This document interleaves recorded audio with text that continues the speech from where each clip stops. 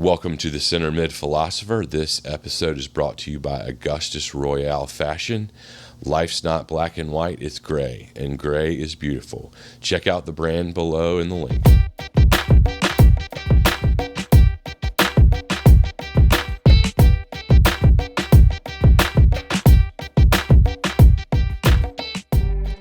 All right, folks, welcome to this week's episode of the Center Mid Philosopher. Lots going on in the world of soccer. We're going to, Zach and I, my producer, we're going to just kind of do some at the water cooler talk of everything that's been going on.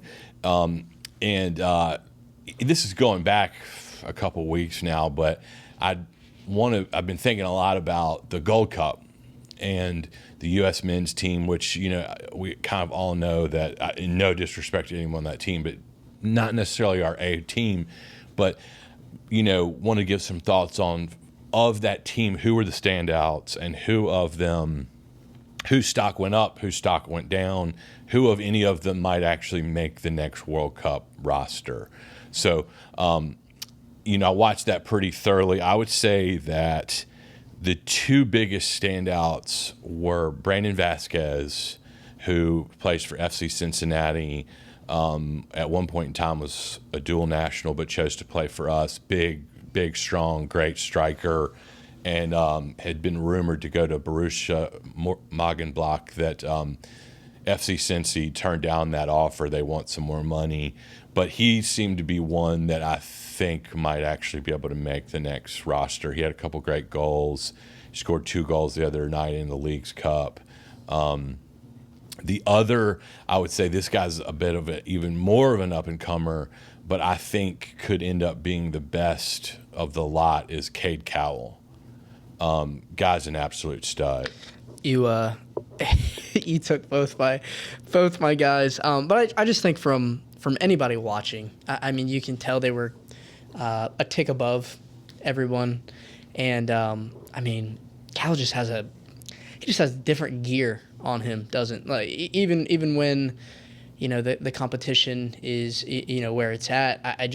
He has got that next gear, that little bit of a different athleticism that you'd have to think he'd get a shot at that next at the full squad.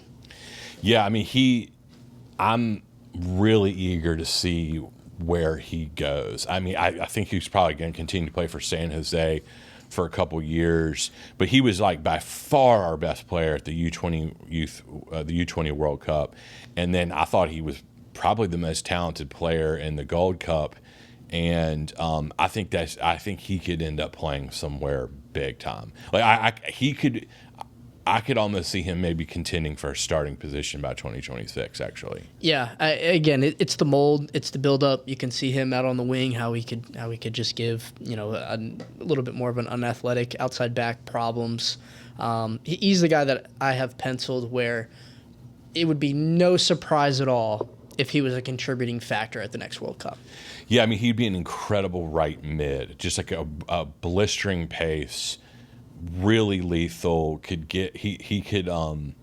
be a real threat out there. I don't know if he's a forward, but in Vasquez, I mean, he could be. I would put him behind Pepe, Balogun, maybe Sargent, but I would put him right there. And it depends. I hope. You hate to see guys leave the MLS, but I do hope that both of those guys get to go somewhere really good where they can really develop in the next 2 or 3 years, and I hope they make the roster.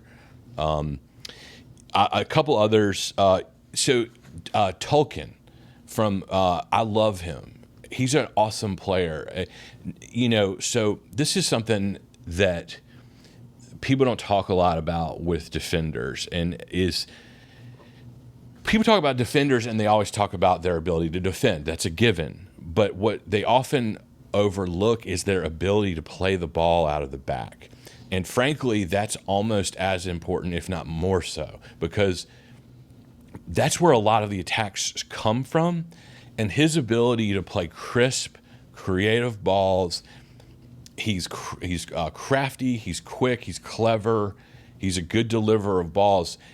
I think he could contend. I mean, this is a long shot, but he could actually maybe have a shot maybe being better than Anthony Robinson. I mean, not today, not next year, but 2026, 3.5 years away. I mean, or 2.5 years away, he could maybe contend. I think he's a great player. Yeah, he's one of those ones that you watch a half and you constantly hear his name. Just that little something different on the ball. I think pretty much for any player that young at that level, probably has to work a little bit more on the defensive side of things. But I mean, you could say that about a lot of young outside backs, right? I think his quality on the ball, definitely stood out, and he can whip and across. As we get closer to the World Cup, the national team is so young already. Mm-hmm. So, some of these guys that are already kind of projected and kind of anticipated to keep their starting spots, they're so young themselves. Mm-hmm. So it's going to be interesting to see who kind of wiggles their way into the talk, and then who kind of falls by the wayside. But yeah, I really liked them. We brought a lot of good goalkeepers. Yep. I don't know if they played the best, but it's nice to have. I could name out 3 or 4 names on the goalkeepers with some youth that, again, Matt Turner did a great job. Is he going to get a move from Arsenal this summer? I kind of hope he does. And Nottingham is looking at him. Yeah. So we'll see, but I think a little bit more of my gripes on this particular tournament probably had to do with the federation. I thought we had the most talent, but it didn't necessarily say it on the field. Yeah, no, you're right. Miles Robinson looked good too. But then there's a lot of guys. I mean, I hate to say negative things about, but like Christian Roldan, Jordan Morris, some of these guys that have been Aaron Long, some of these guys that have been kind of hanging around for a little while. Like I think, I don't know if they increased their stock quite as much. So then segueing into the next thing I really want to talk about is all these Americans on the move this summer. It's been crazy, and I thought it'd be fun to just kind of go through real quick and give them a grade for all of them. So in no particular order, Ricardo Pepi, I give that an A because he went from a team Groningen that was being relegated to PSV, which is, as we all know, kind of the Rolling Stones to the Ajax's Beatles, so to speak. I mean, this could be a huge move for him. Of course, let's hope he plays. But if he does, that could solidify him being that number 9, maybe not ahead of Balogun, but like if they ever do play 2 strikers, which frankly I would love them to see Pepe and Balogun on there together. But I think this is a really good move for him. I think I have it at an A. If he plays and does well, it's an A+. That's one of those clubs where, renowned around the world. You can probably look back at, world famous players that have played at PSV and then gone on, to play at even bigger clubs.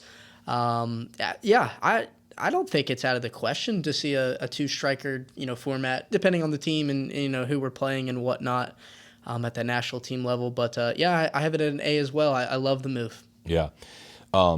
Tim Weah to Juventus. I'm going to give that a B+ or an A-. I mean, it's an A++ if Tim Weah starts 85% of the games with Juventus. And if they have him where they want him to play him at right back, I mean, he might. But, you just get with these, we'll talk about this again with some of these other players. When you get to these just blue blood marquee teams, you better play. But I think he stands a better chance than some to play. So I give that's a good one. Yeah, with Cuadrado, I botched that pronunciation, but he's getting older, and I think he's the fit replacement coming in at that outside wing back. He's been on the record to say he doesn't really love that position, but I mean it's Juventus. I don't think we can be too upset about an American player getting a move to Juventus with all indications that he's part of their plan. Mm-hmm. So I'll put it at a B, and we'll kind of look out for that one, see where it falls after the season gets going. So Brendan Aronson from Leeds to Union Berlin, I think this is probably the best grade of all. That's an A++, because he went from a sinking ship and that Leeds USA thing sure did explode, and that got kind of nasty. But he went from Leeds to a Champions League team in Union Berlin. Bundesliga is great at developing young talent. They seem to be pretty good to Americans over there. I mean, I think that's a wonderful situation for him. Probably couldn't have been a better move. Champions League football, a standout in the German league. I think I'd like to see more young Americans, make that move over. I know Chris Richards was at Bayern before he went to Crystal Palace. I'm sure that helped his development. I think that's a nice league where if we can get some young Americans in there to start doing really well, we can continue to kind of, bolster our squad and their experience. So A++, it is also my favorite of the lot. Yeah. Let's see. Musa is now it looks like it's a done deal to AC Milan. I mean, I give that a B+, A-. Again, with asterisk of, I hope he plays. If he does, it's incredible. And I guess I'll segue that right into the biggest of them all, Christian Pulisic. I mean, this could be huge. I mean, it could be absolutely huge. But I just get nervous that they're 3 bad games away from just being forgotten, and that could happen. I think, depending on the games that I watch, I mean, Musa's our best midfielder. Yeah. I really, Adams, McKennie, those are probably a little bit the more recognizable names, but when you watch the games, I mean, he pops off the screen.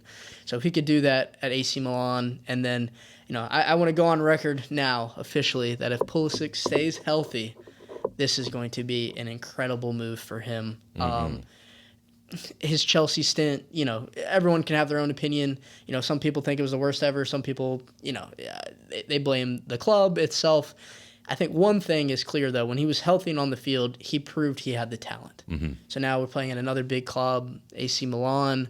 I think he's going to excel. I heard, we haven't seen yet, but they kind of see him more as a 10 instead of playing out wide. Mm-hmm. I always love him at that spot. We'll see. We'll see how it goes. It's a great time to be an American soccer fan. I'll tell you that. And I have one for you, too. Dest. Yeah. Getting his contract terminated at Barca, mm-hmm. or about to. I don't know if it's mm-hmm. gone through yet.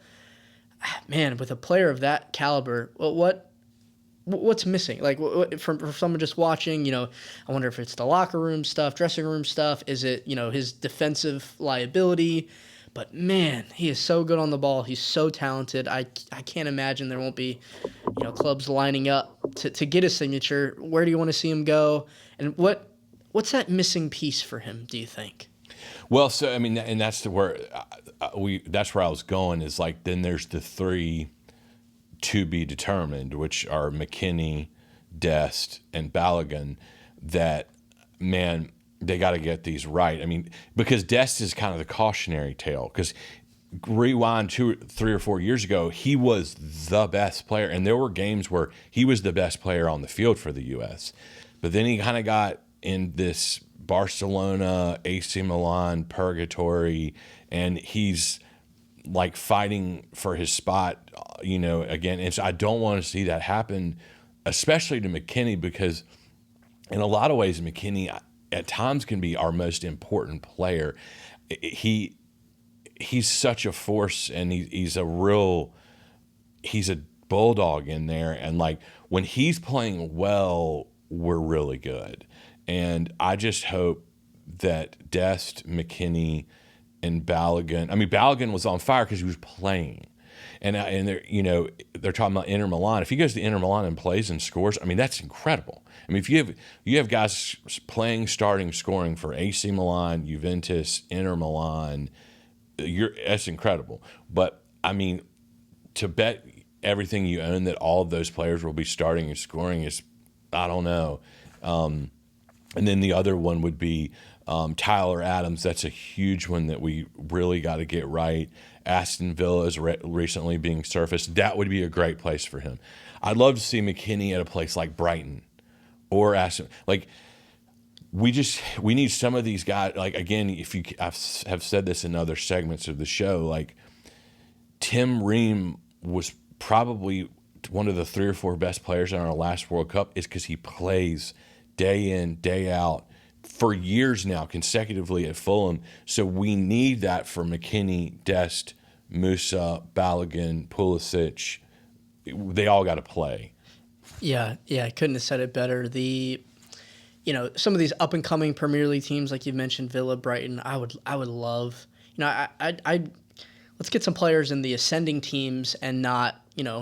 Yes, it's cool that years ago, we Dest got the move to Barca, but was that the right one? I'm sure most people would argue not. We need minutes, and then this kind of brings me back to my thought about. We talked a lot in the past about the men's national team coach, the federation as a whole. There is no excuse. There is no excuse to put together a team. We're deep at multiple positions, every position. We have multiple guys that can fill in, and I just, I hear talk of the system is too complicated, and coaching a national team versus coaching a club team. And I have been on the side of I would have not give Berhalter a second chance, whether that's fair or not. It's been a little weird. It's been a little weird even since the announcement of his hire. I get back to the point of, man, just start naming the Americans and where they're at. There is just no excuse to have success at the highest level. Mm-hmm. Yeah, and it's interesting. One name we hadn't mentioned a lot in this, who I think may end up may have improved their stock the most by staying put, is Gio Reyna. Yeah. With Bellingham leaving, now I hope it'll be interesting to see if from a year from now we're going, oh, well, Reyna is clearly the best, Let me ask you this. Mm-hmm. If I told you, out of all the American players, I'm not saying one will get there, mm-hmm. right? But by the time the World Cup comes around, gun to your head, you had to pick the American that was labeled the best in the world. Again, not saying that he's going to get there, not saying he's going to hit those heights. Who is the American player with the highest ceiling by the time we get to the World Cup, in your opinion? Well, Pulisic. It should be, could be. I mean, he's the best player. I mean, he is, when he is good, he can be really, he can play with anyone in the world. But he's got to play. You know what I mean? I think he showed that in the World Cup, and then he showed that in when he was playing with you. He was far and away the best, but on any given day, it could be McKennie or Reyna too. If Aronson would ever get more and more minutes, he can be super threatening and dangerous. But it's Pulisic is the guy. We need. If I've given a blank slate of who can I watch, I'm watching Pulisic every minute I can, and hoping and praying he crushes it for AC Milan. Yeah, and that's we've already said this move is so important, right? Because the Chelsea was kind of a deflating, and injuries played a huge role into it, and the changing of managers. If I was a player not chasing a check, I don't think you could ever ask me to sign for Chelsea, but that's neither here nor there. I think Reyna has the highest ceiling, man. Mm-hmm. I watch him play, and the stuff he does out there. Again, we're nitpicking at the highest level, right? But the player that honestly could compete for that Ballon d'Or, could be up there with the Haalands and the Mbappes. I guess 3 years out, you'd have to think they would take that mantle. I think it's Reyna, man. I think his ceiling is so high. He just gotta figure out a couple of the maturity things, mm-hmm. right? And whether whose fault that was, we're all past that, I think. But I think at the tippy top 3 years from now, if I had to pick someone, I think it could be him. Again, not saying that it's going to happen, but no, it could. When he was real young, there was even teams like Real Madrid was even being mentioned as someone that was kind of keeping an eye on him, and it'll be interesting to see. Maybe he's the one that really jumps up because he how much will consistency have played a role in this?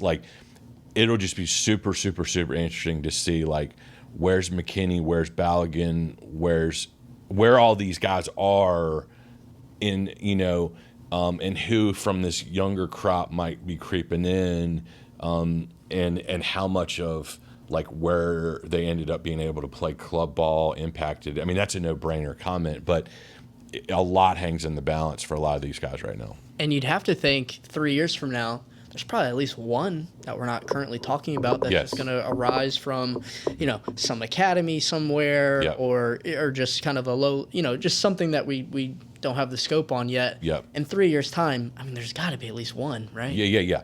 There's going to be someone out there. Yeah, 100%. Yeah. All right, guys. Thanks for joining on this week's episode of the Water Cooler. We're going to dive into one of our guests here now, Ray Selvadurai. And thanks so much for joining. Follow on Instagram, Twitter, subscribe, share, comment. If you have ideas for guests, please do share those with us. Thank you. Let's get into it.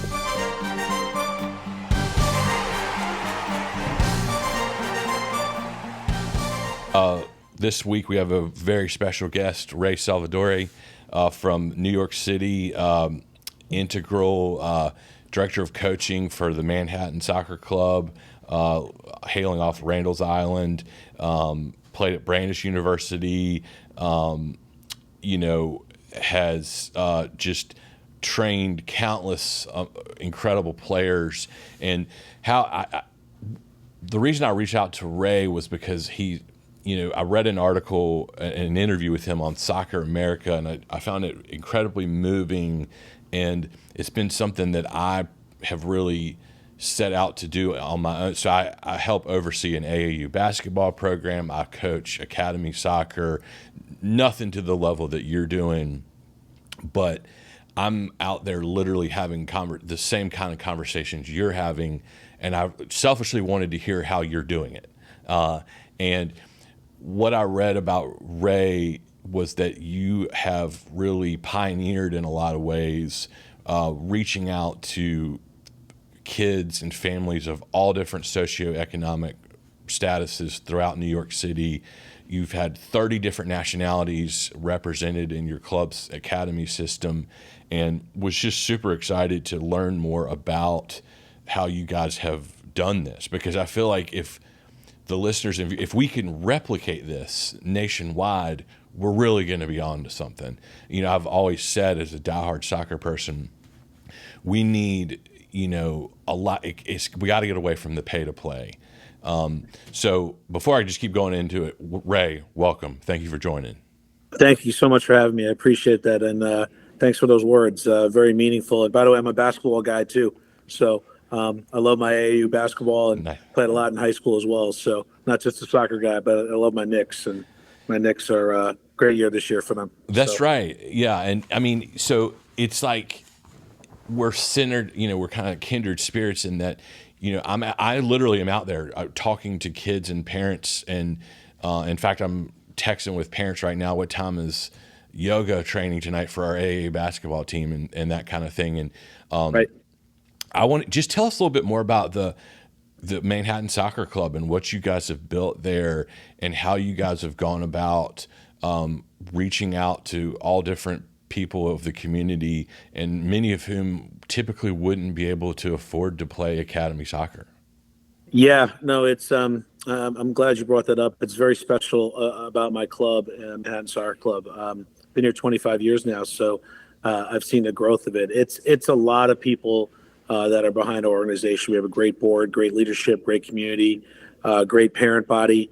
Definitely with a philanthropic mission for sure, which I love. We're a nonprofit, right? So I think when you mentioned about replicating things, I believe youth soccer should be all nonprofits, right? So we don't make money off anybody, right? When someone pays a fee into our club, it's really about running our club and running it properly. Soccer decisions are made, but it really is a place where we embrace our melting pot in New York City, right? So many different cultures, so many different socioeconomic backgrounds. There are players on our teams that would not know each other, right? If not for our club and bringing them together. So I think one of the biggest things about our club is our ability to provide financial aid for players. Okay. If there's a player out there that can demonstrate need to us, we won't let fees keep them from playing with us. So that's self-funded from our club. I think that's just such an amazing thing, because I think sometimes that's a problem in some clubs, right? Because you're allowing players to play, and it may keep from other players from playing, but that's not the case here. It's been a great situation for me to be involved in, and we really are in New York City. We're an urban club, right? Practicing on Randall's Island, which is, I don't know too many cities throughout the United States where all the fields are in one place. Right. Major cities like LA, Boston, Chicago, you look around, we have that in New York City. So Randall's Island really is an unbelievable home for us. It provides us that kind of central environment, and it really is right on the Triborough Bridge. So it's connecting three boroughs, right? Queens, Bronx, Manhattan. So it's the center point for everyone to get to. So I'm very proud of our organization. I wouldn't coach anywhere else ever. I feel like I am. They provided me with a platform for my own mission, not just to teach the game, get players to love the game, compete at the highest appropriate level, and I stress that level appropriate. We have 1,500 players in our club, so it is something that we provide opportunity for. We're the largest club in New York City, and one in the state as well. So I'm glad that we can provide opportunity. We have that bandwidth. And also at the same time, it's helping people. And that's such a big thing in our club. And I'm curious, what percentage of those 1,500 players are receiving some sort of financial aid to be able to play in the academy? Yeah, it's anywhere from 1 out of every 8 players. So that number can really rise to $500,000, $600,000 a year. And like I mentioned, self-funded. Our mission, our board and our leadership, our executive director, operations people, everyone around it. So it's really fantastic. And when you're identifying players and how, I guess, because again, I'm literally out there doing this, and it's, my son's AAU basketball team, there's some incredible athletes, and we have some similar situations where we're, I'm just saying, hey, if anything with a price on it ever becomes an issue, let me know. We'll work through it. And but how are you identifying players? Where are you identifying them from? And how are you approaching them and just saying, hey, listen, you may not have considered this, but I'd love you to come play soccer with us. How involved are you with that? Or is that something you do often? And if so, how do you do it? Yeah, I mean, look, a lot of it is word of mouth, right? Randall's Island has a lot of foot traffic on it for sure, right? Where if we're not playing, other clubs are playing, other people are playing pickup. It really is like a place where people come to spend, their days there. So it's more than just a soccer environment. But again, doing this for 25 years, I think we've done a good job. And I think the biggest thing that's a draw for us is that we are community-based, okay? Meaning our programming, where we want to be, what we hold as important, is really what our community wants. And I believe in that as well as a director. It's not about me. It's not about my wants, right? I want to provide the appropriate level for players that are in our club, a pathway from the time they enter our club, from under 5 all the way to our USL2 team, which is a pre-professional, which I'm very proud about as well. But it's also really about, I feel like we do it right. We embrace high school soccer. Okay. Yeah. We're right in what we call MLS Next, territory here. Which, by the way, I respect a lot of the work, obviously, the MLS and the MLS Next clubs do. A lot of good friends of mine. We're all friends here in New York City. That's the other thing too. It's a very friendly environment between all the clubs. It's not competitive. I guess when you have 8 million kids, I guess you can find some people there, more kids than 8 million people. But it's an environment where we believe high school soccer is important. Yeah, I couldn't agree more. We have you played. I remember your conversations you've had on other podcasts about, and broadcasts about your high school experience. My high school experience was great. Growing up in Long Island, playing for Sasser High School, we were a nationally ranked team. It was my friends, my buddies, competing for an institution, your school. I couldn't wait for the day to put on that uniform. when I was a young guy, and then it was finally my turn. So we have great relationships with the high schools, like Martin Jacobson at Martin Luther King High School in New York City, the PSAL, the Catholic high schools, also the independent schools. So we think that's important for our players' development. We want them to play for their schools, and if they want to play in college one day, you should play for an institution before you come in. I think that's very important. Yeah, that's awesome. Yeah, I mean, I find myself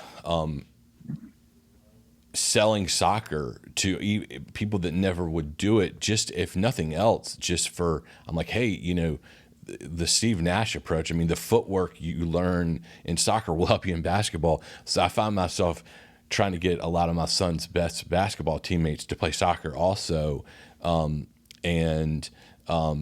It's cool to talk to someone that, you never want to say someone has mastered it, but it's cool to see someone that's doing it on the highest stage possible in the biggest city in the world.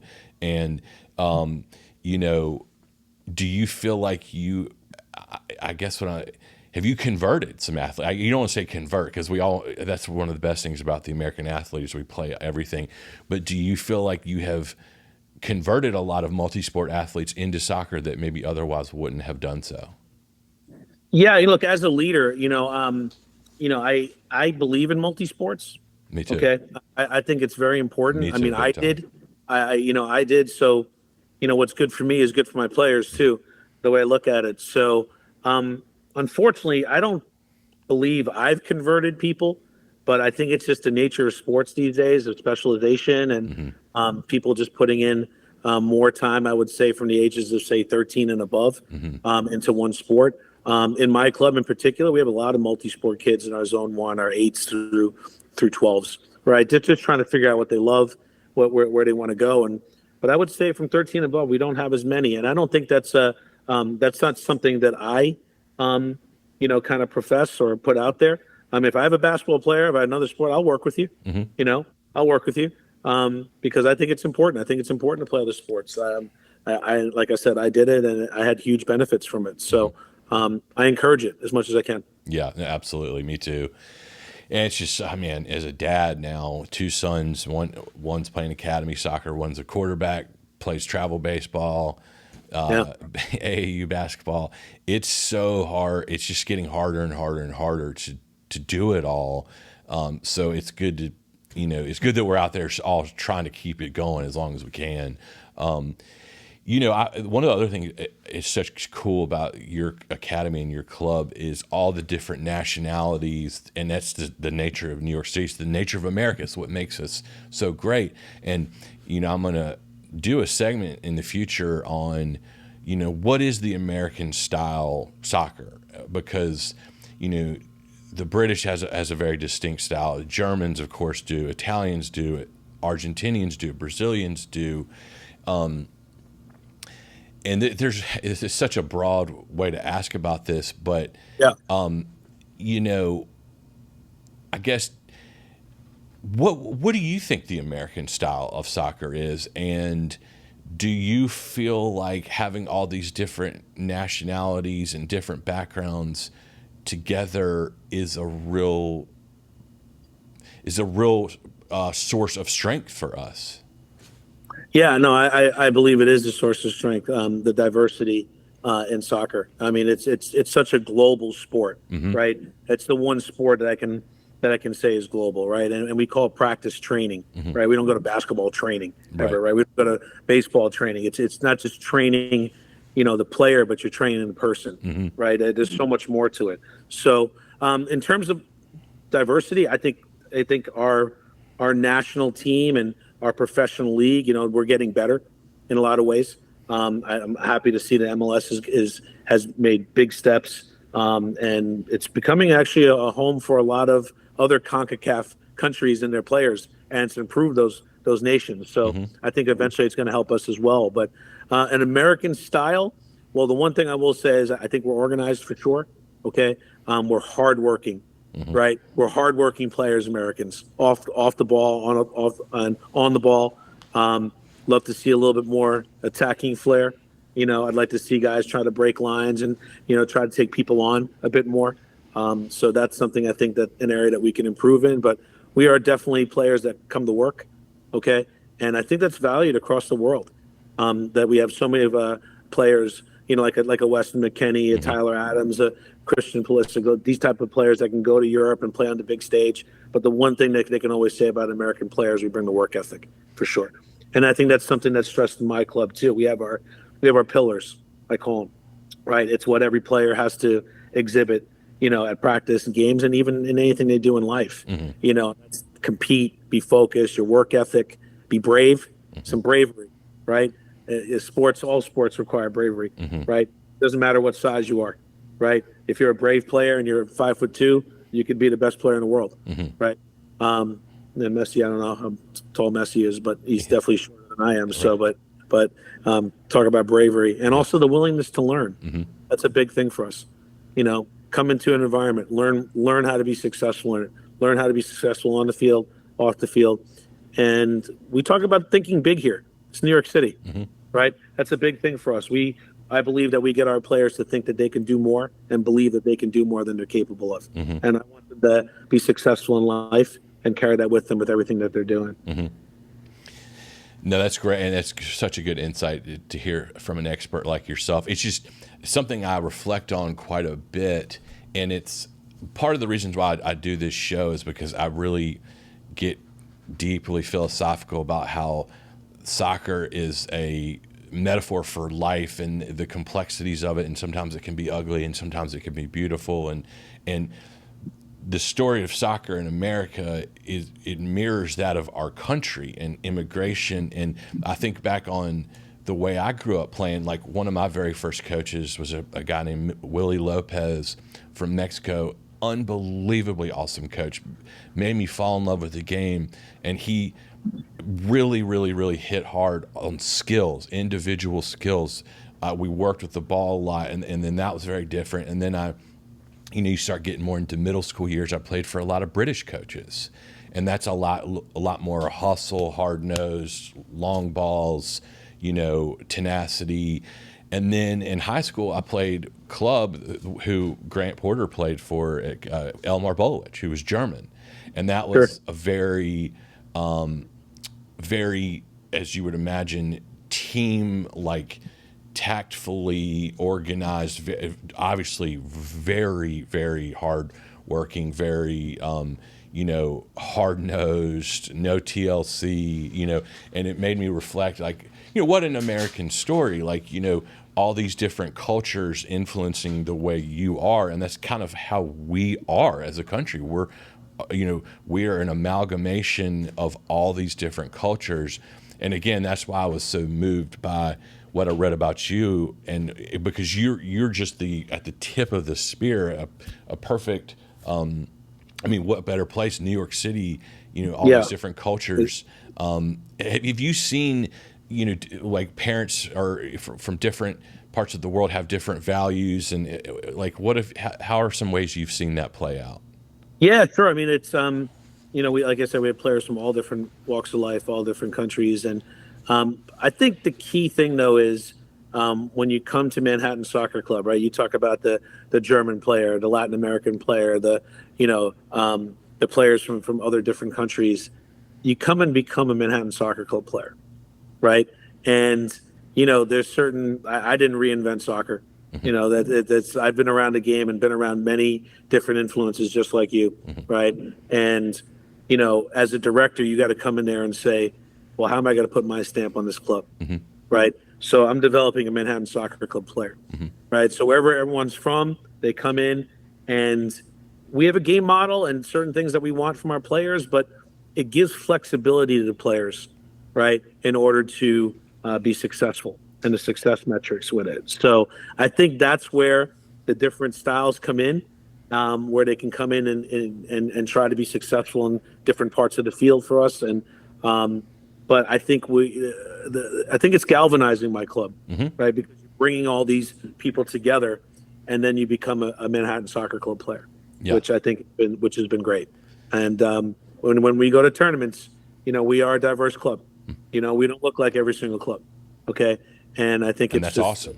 Which I think is amazing, and I think it's something that it just is symbolic of where we are in our environment, Yeah, I love that, and I mean that just to me, you're a representation of what is a great and beautiful thing about our country, and as it says on the Statue of Liberty, we'll take your huddled masses, and I mean it's that's what we're best at, is taking all these incredible cultures and mixing them together, but then making it your own, then making it Manhattan Soccer Club, making it your culture, and accentuating all these beautiful things of all these different cultures, but making it one, which I think is just so cool. And I was just really moved by everything I've read about you and everything that you guys are doing, and I'm just so thrilled that we were able to have you on. But now I'm going to jump into the fun rapid fire questions, if that's cool with you. I'm ready. All Let's right. do it. So All right. the old favorite, Ronaldo or Messi? Who you got? Messi all the way. Yeah, right All on. the Messi or Maradona? Well, I'm one of the, I don't know how many guests you have, but now that I'm over a certain age, I've been able to see both of them play. That's a close one. Yeah. That's a real close one. I mean, they are both the legends in their country. I'll have to go with Messi again, but man, Maradona for so many years. To think that you're the top player, both of them, the top player in your position for over 16 years, almost 20 years each of them. So unbelievable, just tremendous. Yeah. So I'm going to go with Messi because he seems to be the flavor of the month these days. Yeah, no, I know.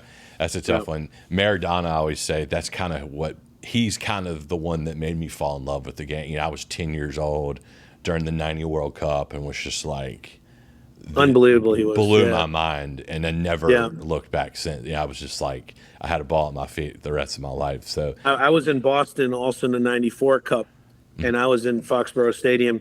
And when he played in those early matches, oh my God! But then I know he got sent home after that. But he was in 1994 was still dominant. Oh no! So, I mean, they were going to win. I mean, when he Batistuta, him, Canigia, Redondo. I mean, they were like. I remember watching that with my dad, and like he didn't really, he was just getting into soccer, watching me play, and he was just like, I don't know what this is, but they're the best team in it. I don't they are, and when they played Nigeria, and man, it's unbelievable you got to see Nigeria that. and Greece. Yeah, and then, look, I always tell people that they have the best team. Oh, they were incredible.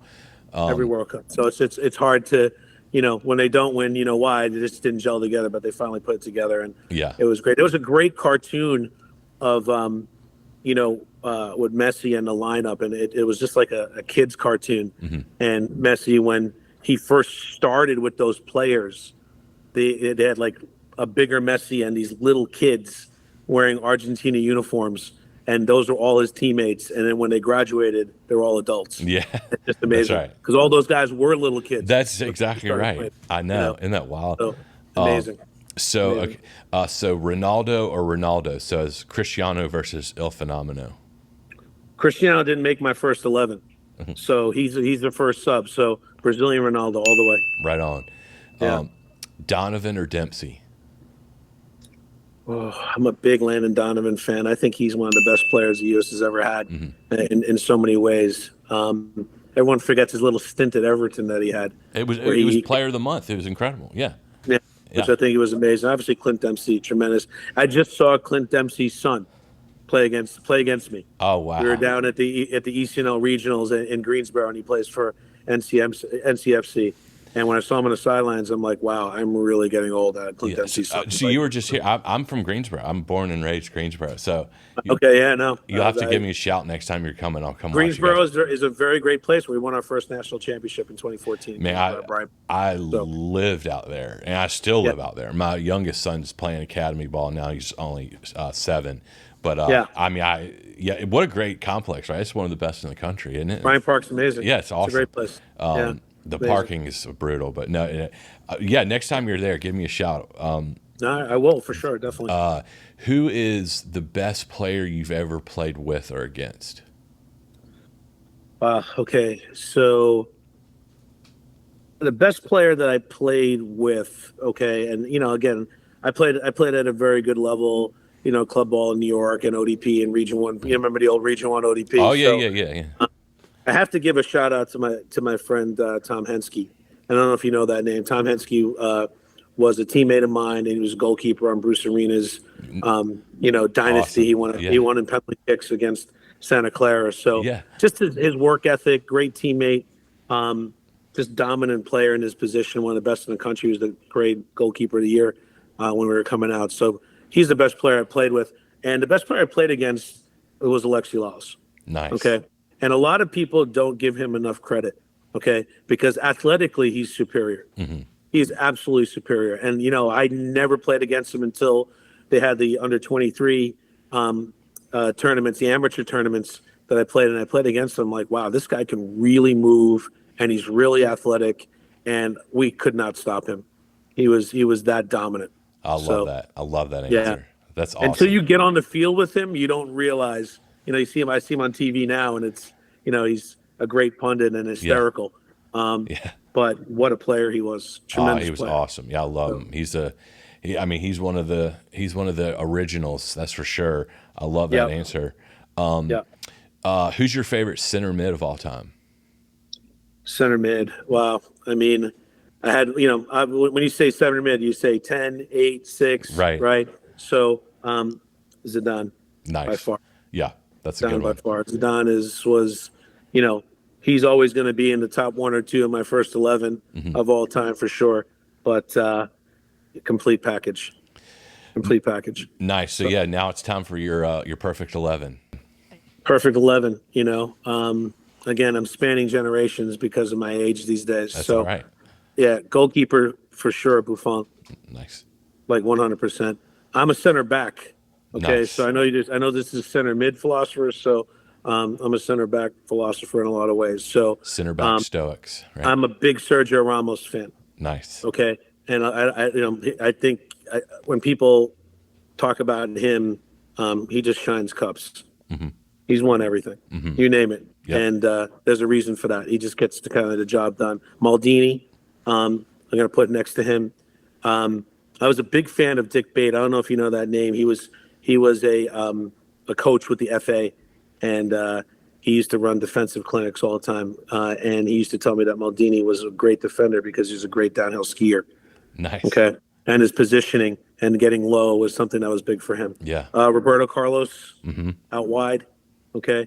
I do have to put Beckenbauer in there. So it's 3 center backs. And mm-hmm. I got being from New York and Cosmos and things along those lines, I had to throw him in there. Sure.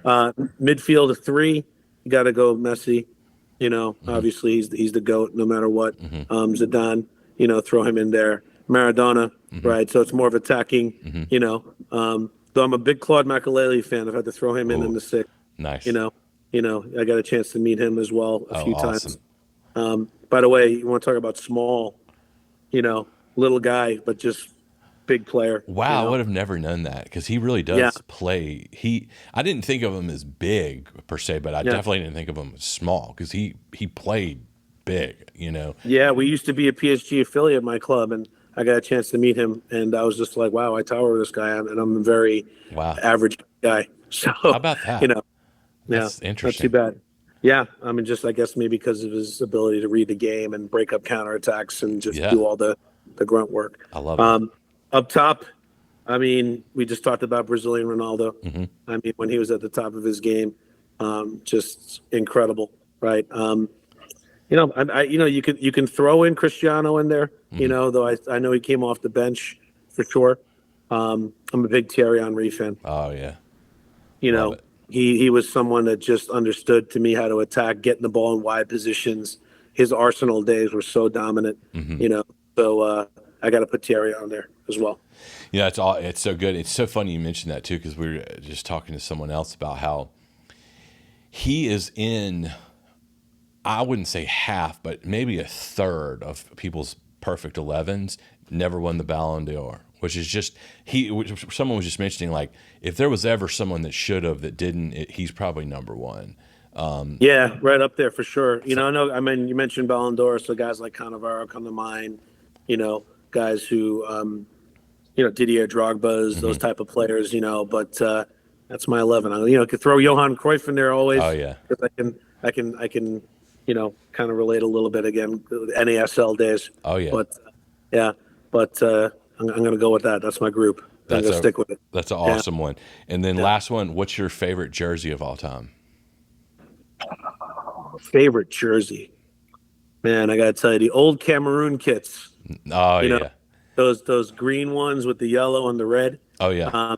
In fact, there was one time that my club, I was coaching in 2006, and the boys' teams were at a tournament, and they just said, let's just get Cameroon kits. We did that too.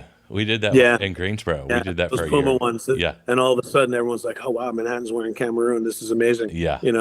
So I think that's my all-time favorite kit. That's a killer one. I love it. That's a great choice.